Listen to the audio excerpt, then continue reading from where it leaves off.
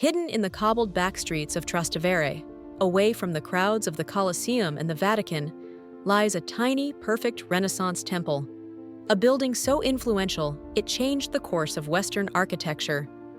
And yet, most tourists walk right past without even knowing it's there.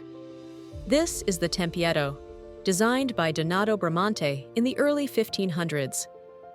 It's considered the purest expression of high Renaissance architecture, and it went on to inspire icons like St. Peter's Basilica, St. Paul's Cathedral in London, and even the US Capitol.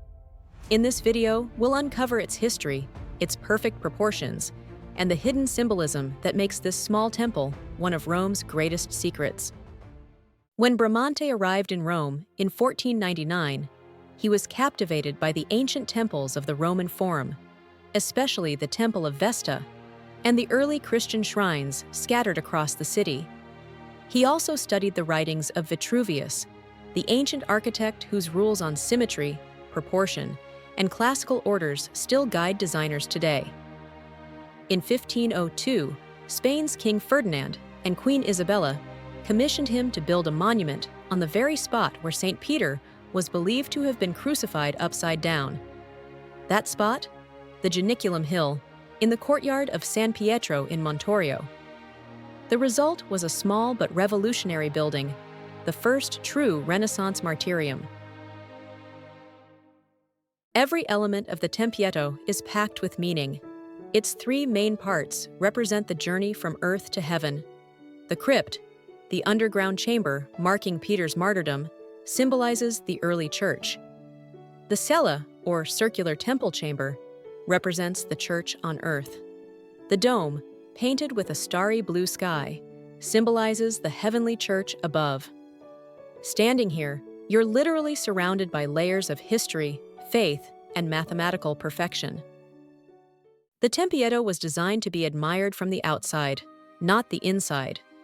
It sits on a perfectly circular plan, with a cylindrical core wrapped by 16 columns.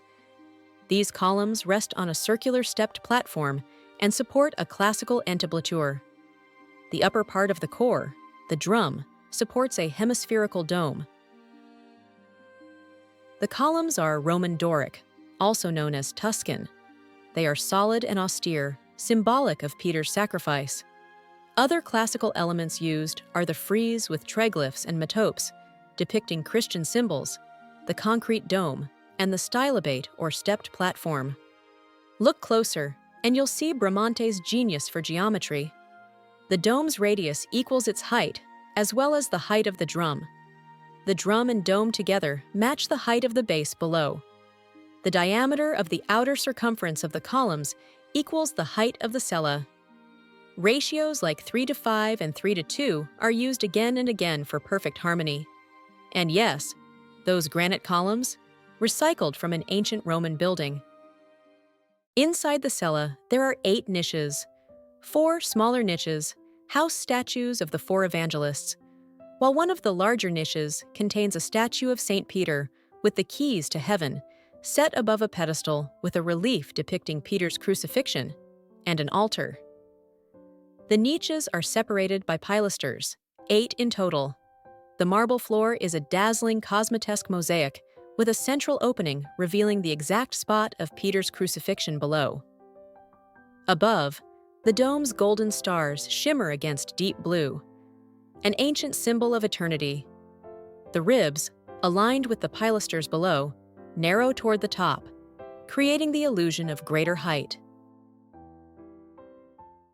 In the crypt, you'll find a quiet, sacred space marking the site where Peter was crucified.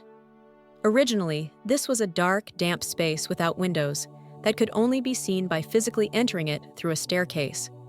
In the 17th century, the crypt was redesigned with access through an external double staircase and with ventilation through an entrance gate, as well as a circular hole in the floor of the cella.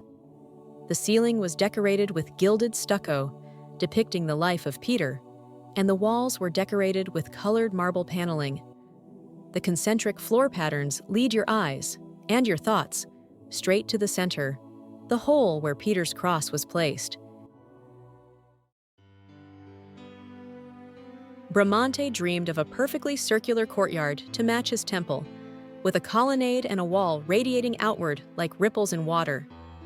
To emphasize the radial concept of the design, Bramante added 16 pilasters to the wall of the cella, as well as to the proposed courtyard's wall. Bramante's circular courtyard was not realized, and today the Tempietto sits discreetly in a rectangular courtyard of the cloister of San Pietro in Montorio. Beautiful, yes, but imagine the grandeur if his vision had been realized. If you're planning a trip to Rome and want to see more than the obvious landmarks, make time for the Tempietto. It's not just a photo spot, it's a masterclass in Renaissance design, a pilgrimage site for lovers of architecture and history, and a reminder that sometimes the most extraordinary treasures hide in plain sight. And the best part? You might just have it all to yourself. Don't forget to like, share, and subscribe for more hidden gems of Rome.